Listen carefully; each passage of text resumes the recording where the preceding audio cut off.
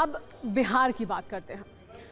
बिहार की चुनावी राजनीति की बात करते हैं, जहां महागठबंधन की गांठ सुलझने की कोशिश हो रही है, सुलझाने की बजाय, लेकिन ये संकेत मिल रहे हैं कि शायद ये गांठ पूरी तरह से ना सुलझे और थोड़ी उलझन में ही पूरा चुनाव निकल जाए। वैसे कांग्रेस ने इस मामले को सुलझाने के लिए आज बड़ी पहल की। कांग्रेस हाईकमान ने राजस्थान के पूर्व सीएम अशोक गहलोत को पटना भेजा। अशोक गहलोत ने आरजेडी प्रमुख तेजस्वी यादव और लालू यादव से मुलाकात की। ये दोनों मुलाकात अलग अलग हुई। पहले अशोक गहलोत तेजस्वी यादव के पास पहुंचे, वहां बैठक हुई, लेकिन लगता है यहां कोई बात नहीं बन सकी। लिहाजा अशोक गहलोत तेजस्वी यादव के आवास से पिछले दरवाजे से बाहर निकल गए, फिर पहुंचे लालू यादव के आवास पर। यहां भी महज 15 मिनट में मुलाकात खत्म हो गई। यहां कोई बैकडोर नहीं है, लिहाजा मीडिया में घिर गए। इसके बाद अशोक गहलोत ने दो बड़ी बातें कही। कल एक प्रेस कॉन्फ्रेंस होगी और सब कुछ स्पष्ट हो जाएगा। महागठबंधन एकजुट है, 5 से 10 सीटों पर फ्रेंडली फाइट संभव है।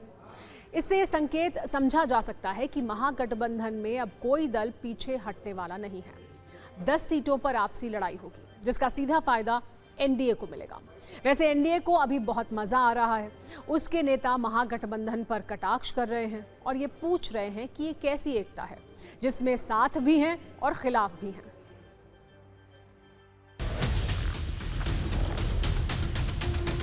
पूरा महागठबंधन एकजुट होकर चुनाव मैदान में उतर रहा है। पूरा थोड़ा एक कन्फ्यूजन पैदा कर दिया गया, वो दम नहीं है। 243 सीटें हैं बिहार में। अब 243 सीटों में 5-10 सीटों में तो लोकल इश्यू भी होते हैं, कैंडिडेट के परसेप्शन भी होता है और फ्रेंडली फाइट हो सकती है। महागठबंधन की सरकार दूर दूर तक नहीं बनेगी, इसलिए कि इस बिहार के लोग अब जंगल राज नहीं चाहते, भ्रष्टाचार वाली सरकार नहीं चाहते। महागठबंधन महामजबूती से बिहार की भलाई की लड़ाई लड़ रहा है। श्री तेजस्वी यादव जी के नाम पर, उनके चेहरे पर 243 सीटों पर जनता वोट करने जा रही है और महागठबंधन इंटैक्ट है। कुछ सीटों का जो मामला है वो भी सब ठीक हो जाएगा। जिस तरीके से in fighting with in the alliance चल रही है महागठबंधन में, और जिसकी वजह से महागठबंधन पूरी तरीके से कोलैप्स हो गया, उसके बाद भी अगर इनको ऐसा लगता है कि ये सत्ता में आएंगे, तो मुझे लगता है कि ये मुंगेरी लाल के हसीन सपने। जवाब देना चाहिए कि उन्होंने 5 साल में जनता के लिए क्या काम किया, पहले वो जवाब दें। चुनाव में मुद्दा क्या है? चुनाव में मुद्दा क्या ये है कि जनता के लिए आपने क्या किया। अगर आपने कुछ नहीं किया तो बताएं कि कुछ नहीं किया। श्री तेजस्वी यादव जी अगर मुख्यमंत्री का चेहरा होते हैं, एनडीए के लिए दिवाली का इससे बड़ा कोई तोहफा नहीं हो सकता। पटना के पॉलिटिकल कॉरिडोर में इस बात की चर्चा है कि तेजस्वी यादव और राहुल गांधी के संबंधों में कटुता बढ़ गई है। दोनों नेता एक दूसरे से बात नहीं करना चाह रहे। इसकी कहानी तेजस्वी यादव के दिल्ली दौरे से शुरू हुई थी। तेजस्वी यादव दिल्ली में राहुल गांधी से मिलने के लिए आए थे, लेकिन कांग्रेस आला कमान की तरफ से कहा गया कि आप केसी वेणुगोपाल से मिल लीजिए। बात यहीं से बिगड़नी शुरू हो गई। इसके बाद सीट बंटवारे को लेकर बिहार कांग्रेस प्रभारी अलावरू ने तेजस्वी यादव को फोन किया, तो तेजस्वी यादव ने उनसे कहा कि वो उनके कद के नेता नहीं हैं और उन्होंने अलावरू को संजय यादव से बात करने के लिए कहा। यहीं से बिहार में आरजेडी और कांग्रेस में बात बिगड़ गई।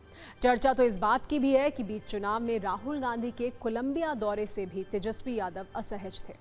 एसआईआर पर राहुल की वोट अधिकार यात्रा में मतभेद होने के बाद भी तेजस्वी उसमें शामिल हुए थे, लेकिन सीट बंटवारे में राहुल गांधी ने अलावरू को आगे करके तेजस्वी यादव को नाराज किया। अब देखना यह है कि कितना डैमेज कंट्रोल हो पाया है। वैसे आपको बता दें कि 10 से 11 सीटें ऐसी हैं जहां महागठबंधन के दल एक दूसरे से लड़ रहे हैं।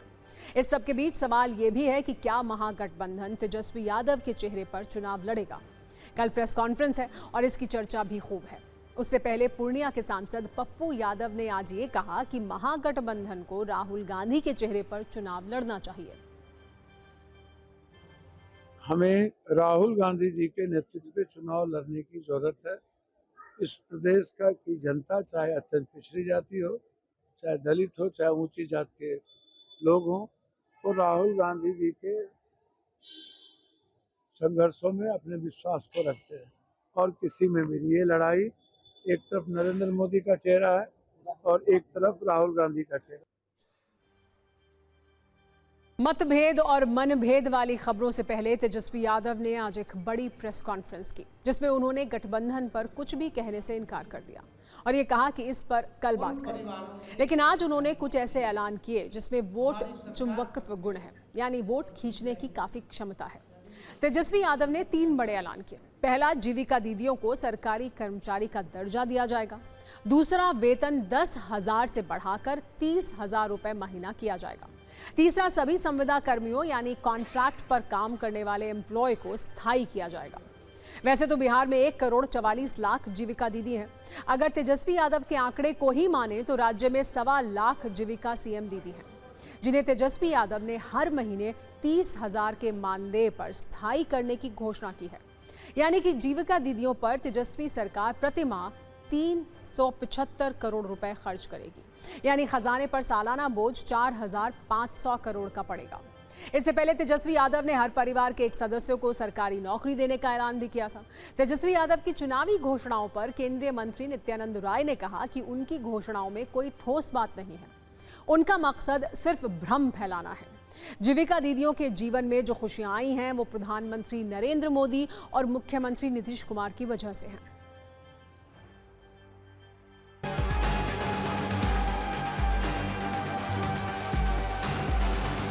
आज हम कह रहे हैं कि जितनी जीविका दीदी, जितनी सीएम दीदियां हैं, उनको स्थायी किया जाएगा और 30,000 रुपये प्रतिमाह हमारी सरकार बनने पर उन जीविका सीएम दीदियों को दिया जाएगा। अगर उन्होंने कहा कि हर घर को नौकरी देंगे, आप समझ नहीं पा रहे हैं। इसका अर्थ हो गया जिस घर में सरकारी नौकरी लेनी होगी, जमीन तो पहले ली जा चुकी है, अब घर बार भी बेच देना पड़ेगा। कि यदि पर्याप्त और उचित शिक्षा न हो तो नेता किस प्रकार की बात करने का प्रयास करता।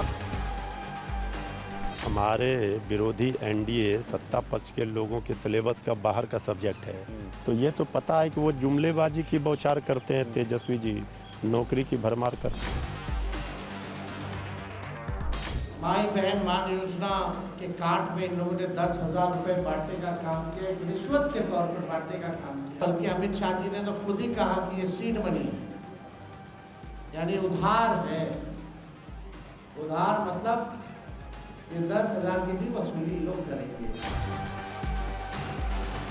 और जीविका दीदी को अभी जो 10,000 की राशि दी गई है, जिसके विषय में वह भ्रम फैला रहे हैं कि वापस करना है, वह जीविका दीदी को वापस नहीं करना है। जो प्रतिपक्ष नेता तेजस्वी जी हैं, उनको न गणित की समझ है और न हकीकत का अंदाजा है। वो तो कुछ दिन में कहेंगे कि हम चांद तोड़ कर ले आएंगे, चांद तारा तोड़ कर ले आएंगे। कुछ भी मानसिक दौर से गुजर रहे हैं। 14 नवंबर को जो परिणाम आना है ना, तो मालूम है उनको कि अब बेरोजगार होने वाले कि अभी जनादेश का ठिकाना नहीं, और जो है वो नौकरी की ठिठौली करते फिर रहे हैं, नौकरी का जो है वो गारंटी देते घूम रहे हैं। इससे पहले नीतीश कुमार ने भी महिलाओं के लिए पिटारा खोला था। उन्होंने जीविका, आंगनबाड़ी और आशा कार्यकर्ताओं का मानदेय बढ़ाया, जिससे सरकारी खजाने पर 100 करोड़ का बोझ बढ़ा। मुख्यमंत्री महिला रोजगार योजना में 1,21 लाख महिलाओं को 10-10 हज़ार रुपए दिए गए। उस हिसाब से 12,100 करोड़ बांटे गए। इससे सरकार पर 40,000 करोड़ का अतिरिक्त बोझ बढ़ेगा। दरअसल बिहार में महिला वोट बैंक पर सभी दलों की नजर है। चुनाव में महिला वोटर्स को गेम चेंजर माना जा रहा है। पिछले 3 चुनावों का ट्रेंड ये बताता है कि पुरुषों से आगे बढ़कर महिलाओं ने वोटिंग की है। 2020 में कुल महिला वोटर्स में लगभग 60% ने वोटिंग की, जबकि पुरुषों की संख्या उनसे 5% कम थी। 2015 में महिला वोट का प्रतिशत 60 को पार कर गया था। यहां भी पुरुष 7% पीछे रह गए। मतदान का यही ट्रेंड 2010 में देखने को मिला था। ऐसा माना जाता है कि जिस तरह महिलाओं का झुकाव होता है, उधर जीत की संभावना बढ़ जाती है। पिछले चुनाव में एनडीए महिलाओं की पसंद बना था। पहले से नीतीश कुमार फ्री वाली कई योजनाएं बिहार की जनता को दे चुके हैं। फ्री बिजली से लेकर हर जरूरतमंद महिला को 10,000 रुपए का चुनावी गिफ्ट देने तक वो ऐलान कर चुके हैं। ऐसे में सवाल यह है कि क्या बिहार की अर्थव्यवस्था फ्री की योजनाओं का भार उठाने के लिए तैयार है?